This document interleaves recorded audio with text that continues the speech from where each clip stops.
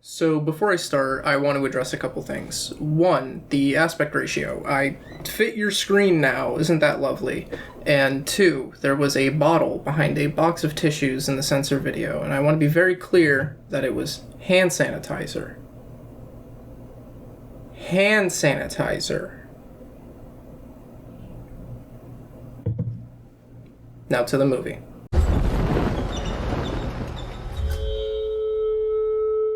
When you're alone and life is making you lonely, you can always go downtown. I'm back, and this time I'm going to talk about a 2021 giallo-inspired British psychological horror film with a female protagonist. I'm going to talk about something different next time, I promise, but I just have a lot to say about this one. Last Night in Soho is from director Edgar Wright, who doesn't really need an introduction as his films have gotten the spotlight of both critics and audiences for being, at least on a technical level, one of the best filmmakers working right now. His editing, camera work, and music are all just so distinctly him and come together to create very uniquely paced movies that can only be described as Edgar Wright films. With that said, and I'm sorry to make the easy joke here, Edgar cannot write. He's had co-writing credits in his previous work, but they're definitely more story-by kind of writing credits. Simon Pegg wrote the trilogy of films that he did with Edgar, and Scott Pilgrim was an adaptation that he still had another screenwriter come in to help assist him with. Baby Driver was solely written by him, and while that film is groundbreaking on a technical level, the script is really bad. I'm probably going to make a video on Baby Driver at some point, so I'm just going to leave it there and not get into it, but I do think that it is important when talking about this film, as it is kind of a mess, very misunderstood, and not necessarily a diamond in the rough, so much as a diamond and the rough. Just listen to the music of the traffic in the city. Linger on the sidewalks where the neon signs are pretty. How can you lose? The film follows Thomasin McKenzie as Eloise, or Ellie, a young girl with a passion for fashion who goes off to school in London where she has recurring dreams where she embodies an aspiring singer in the 60s named Sandy. I had a lot of fun saying that sentence. As the dreams turn progressively more into nightmares, things from her dreams begin to creep into her real life, making her question how real her dreams can be. Again, I'll try to talk about something different next time. Leading up to it, this was one of my more anticipated movies of that year. It was around the time that I stopped watching trailers for movies I was interested in, so my knowledge on it was pretty limited going in. I had seen a social media post from Anya Taylor-Joy about how she sang a song in Edgar Wright's new movie, and I saw something about the 60s neon lighting, and I was just immediately hooked. I knew that there would be that kind of style dancing in the movie, and I'm just an absolute sucker for it. The arm movements and swing to it all are just so infectious to me.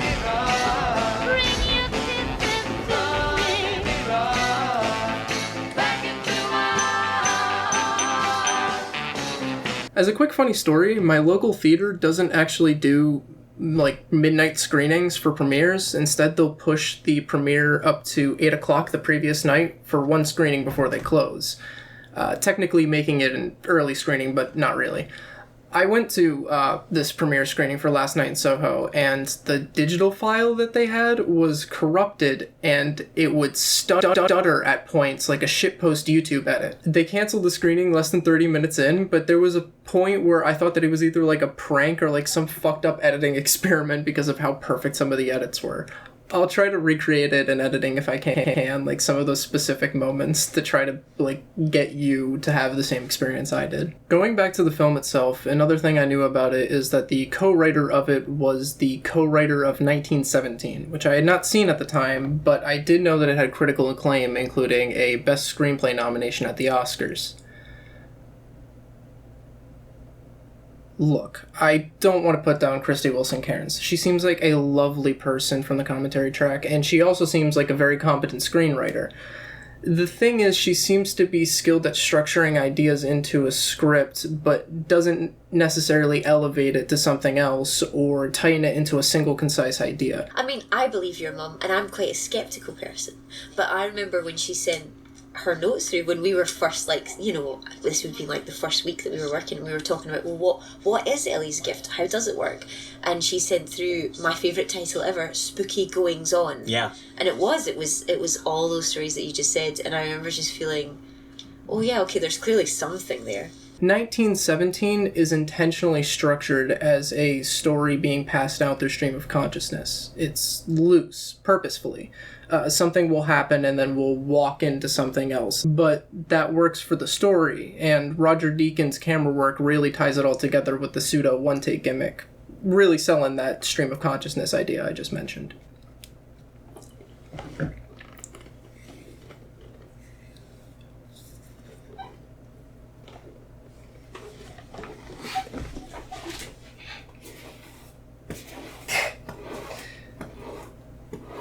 Ugh.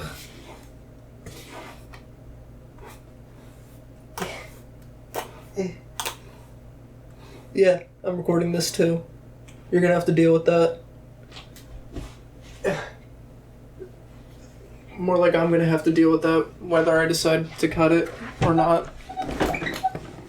How does this even look? Looks fine, right? Yeah, we're gonna deal with it anyways. Edgar Wright says he's had the idea for this movie for 10 years, and I think in that time he's kind of lost vision on what the movie really is. His ideas just kind of spill out and get put into the script, leaving it as this weird blend of genre, tone, and themes that don't quite all come together in the delivery, but the idea shines through and is what really hits with me. I'm getting ahead of myself, but I mentioned that this movie is misunderstood, and I want to make it clear that it's not because this is some high concept thing that you need to sit and meditate on. I think it's misunderstood because of its shortcomings and how it presents itself. The movie's about nostalgia, and I don't think that's really a spoiler due to how obvious it kind of seems in the premise. And two, I think it's actually helpful in this case to kind of get you and the movie on the same page and understand what exactly it's trying to accomplish. The opening of the film is Ellie getting her acceptance letter to the college that she's applied to, and it plays out like a very standard coming-of-age opening, with the focus being on the fact that she's leaving home. While that is important, I think the real information of the scene is her relationship with her grandmother, as she doesn't know her father and her mother died when she was very young. Let me take a second to talk about nostalgia. We all know how much people enjoy it, but to talk about the bigger celebration of nostalgia is a more interesting topic to me. My theory is that nostalgia works on a roughly 25 to 30 year cycle, long enough for a generation to grow up and feel disconnected from the things that they enjoy, but long enough to not have that emotional connection disappear and have the public knowledge of it also fade away. We've seen it more prevalently than ever recently with the resurgence of 80s nostalgia, although that's way out by now. And this is kind of obvious, but only the good gets remembered and celebrated. No one's nostalgic for the shitty things, and so all the stuff that gets brought back to nostalgic and younger audiences is the cleaned up, glossy version of whatever was in the past, with any of the dirt and grime removed and long separated. I actually think it was kind of fitting for me to talk about Censor before this, as that's a movie that takes place in the 80s but doesn't celebrate it at all. It really just kind of shows all the things that we wanted to move past from in that time. Ellie, being a generation removed, having lost her mother at a young age, never got her mother's nostalgia. Instead, she has the passed down remnants of the 60s nostalgia from her grandmother. There's no conversation to be had about this stuff coming back from the past and being cleaned up and repackaged. That conversation was already had well before she was born, if it ever happened at all. The movie has the literal lines. There's just something about the 60s that speaks to me, and guess I just like the old songs better than the stuff today. And it's such obvious, on-the-nose lines, but it's at least concise. The opening does establish this nostalgia angle, but it just gets muddied by everything else around it. The general coming-of-age feel of the opening that doesn't get paid off in any way other than Ellie learning a truth about the world, or her first ride through London exposing her to, the themes of male predation in the city, which is yes, these things are important, but they're not the main focus, but they also kind of feel like it because of how much they're pushed forward in these first couple scenes compared to what the movie's actually about. I don't want to disvalue anyone's criticisms of these movies over the way that these themes are handled. they aren't handled the best, and they do feel a little tired at times, especially the things of male predation, where it's like, yes, pimps are a thing. However, it is only really in service of this anti-nostalgia angle, and I don't think it should be treated as the focus of this movie. The first turn of the movie is Ellie having her first dream, which is roughly 25 minutes into the movie and roughly normal movie pacing, but because no one is watching the clock while watching the movie, it's easy to assume that the turn would be when Ellie first gets to the college and starts meeting some of the bitchy classmates like Jocasta. It also doesn't help that during the dream, we're still only being introduced to more characters, so it kind of comes across more as a connection to her home and her family rather than the main plot line of a psychological thriller. I'm not really complaining. The scene's great and the undertones and subtleties of it are fine enough. Beautiful neon lighting and the Thunderbird marquee instantly hook you into the setting and tell you everything you need to know, only for then to have Edgar add his special sauce and have Anya Taylor-Joy show up as the reflection of Eloise, complete with an entire mirrored set, sliding glass mirrors, twin actors, gorgeous choreography, and butter smooth camera work. I cannot express enough that this movie is visually as amazing as everything else Edgar Wright has done. The Texas switches in the dance sequence to have Anya turn into Thomasin and vice versa are seamless and are a classic Edgar Wright trick that he's used multiple times in his movies. The dancing itself, I already told you I'm a fucking sucker for it, and I don't know if it'll show up in the video at all, but there are points where you can see Anya and Thomasin standing next to each other in an open frame. It's not an actual mirror or glass or anything like that, but you can see where the glass meets the edge of the frame, and you can also see the edge of the glass itself where it just opens up and it's just a hole in the wall. And I think for me, being able to see these things that you have to intentionally look for, looking past the filmmaking into these tiny details and breaking the illusion a little bit, that's movie magic, at least to me. Trying to fix things like The Evil Dead or Star Wars kind of ruins the experience of seeing these techniques being used to make a scene happen. That was a tangent. Originally, these dream sequences were planned to be shot like silent films, where there would still be sound and music, there just wouldn't be dialogue. And I think this is one of those things that got lost in translation in Edgar Wright's head as it just stuck around over time. My theory is that this was supposed to be a more standard coming-of-age film, with the dreams being her connection to her family and her previous time at home. And as it turned more into a story about the dirt of the past, these scenes needed to be expanded more, and that's why we don't have the darker parts of this plotline until later. They just weren't a part of the movie until later, and so we needed time to build up to them. The scene's not overtly foreboding, and so it becomes kind of misleading, which I'm still not sure if it's intentional or not, even after listening to the commentary tracks and all that. I still don't know how, much you're supposed to be with Eloise in, thinking that these dreams are cool. I still have no idea. Here's the thing, is if people have different theories about something, I always think it's bad for filmmakers to say, no, you're wrong. Oh, yeah. I think it's better that anybody could think whatever they want. Spooky goings on. A quick tiny detail is how when Sandy first walks into the club, she asks the bartender for the manager so she can, apply to perform. But the bartender instead refers her to Jack, Matt Smith's character. And Jack manages some of the girls. And it should be painfully obvious, but it goes by pretty well unnoticed, and I appreciate the subtlety. Both Sandy and Eloise are so infatuated with what they see. Sandy as a star, and Eloise living vicariously through her in this time that she loves so much. Both blind to the very obvious pimp that's in front of them. It really happened.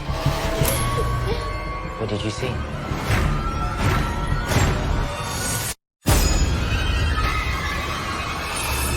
Do you believe in ghosts? Spoilers from here on out. But while I'm on that topic, I'd like to share with you a moment that I caught while doing just a random camera check while listening to the audio commentary tracks, where Edgar Wright references his influence for this character. any disgraced former film producers, but that is exactly the kind of gaslighting line that's used to make people do things they don't want to do. I'm glad I got that. And it's just I was not expected to record that. This is what somebody else did. What are you going to do for me? And it's just name drop him. Fucking name drop him. It's Weinstein. Don't be afraid to call him out. Yeah, it just preys on what people's dreams are. I always love this section because this tells you exactly everything in wow, such a that's sort fucked. of Anyways, smooth lighting shot. Eloise being forced to directly confront the fact that the time period she's romanticized isn't what she thought it is so much more important than what she's being confronted with. While I would like to see a movie with a well-written, focused script on an abuser being overcome by an arguably more evil monster that they've created with nuance and respect for victims, the pure awfulness all around here by having Sandy both be a victim and a serial killer, I'd argue, is actually helpful to break Ellie's perception of what she's seen. She sees Sandy die, but that's not what happened, and now she must confront that and more. There's the truth, how we understand it, and how we feel about it.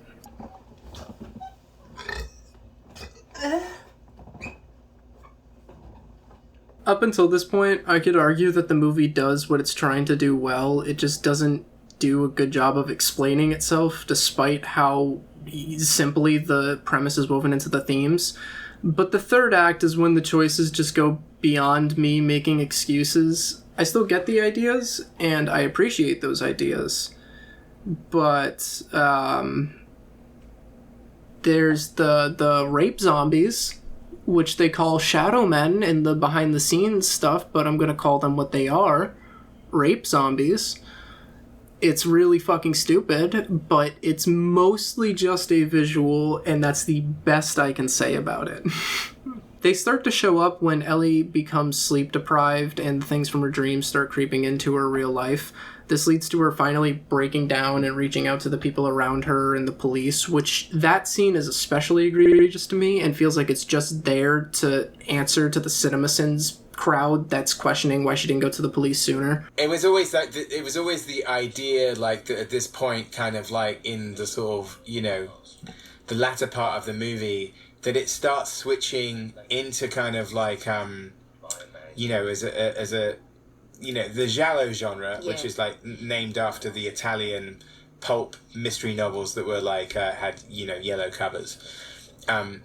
The idea of this detective element coming into it, and so obviously she goes here to report the murder. She's so sure of what she's seen, and so sure of who the victim is and who the murderer is. She's now gone to the police. There are good scenes surrounding this, like the Halloween party, which is another scene of just great lighting and beautiful choreography, and the filmmaking does genuinely add to it. Most of the movie, but especially that scene, has such a great connection between the rhythm of the music and the rhythm of the visuals. There's a ton of examples of this throughout the movie, like the lights outside Ellie's apartment, or pretty much any scene in the Toucan Bar, which the last scene there is another great example of a scene in the third act. The problem, I think, is how do we have Ellie confront the bad things of the past if, one, she doesn't really have much control over her dreams, and two, even though they want to make Sandy morally ambiguous, we as an audience will still see her as a victim. When we get to that final scene on the staircase, it's already a weird idea and kind of hard to conceptualize, but the execution just makes it look weird aside from however you feel about it. But it wasn't until very late when we were trying to crack this sequence, and it was one of those sequences that sometimes, when there's a lot of VFX and concept stuff involved, and believe me, as Paul can attest, we really got down to the macro of how many embers should be in one shot, how much stardust should be one, what shot should have the triple effect and which shot shouldn't. I think eventually the thing that really tied it together, Paul, is you put that warping effect on, which really helped. Coming after multiple moments that could have also just been the climax with a little bit of rewriting, and the end of the movie kind of drops the ball, leaving a sandwich of sloppy storytelling. I really like the bulk of this movie, and it works better when you and the movie are on the same page. It just doesn't do a good job of getting you there. Quick opinion?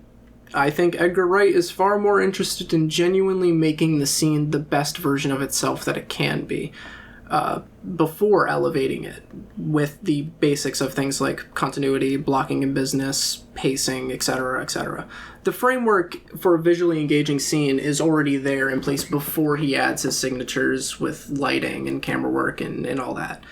But as a writer, he just doesn't have this care. And I'm not sure if he necessarily cares about writing a scene for the purpose of expressing his style, but he definitely doesn't write a scene to be engaging without it. When he has an idea for something that will be in a movie, it will be in that movie, even if the movie isn't necessarily a good vehicle for that idea. It's good, not great, maybe it could have been, I can't tell, but god damn, there's a lot of hot people in it.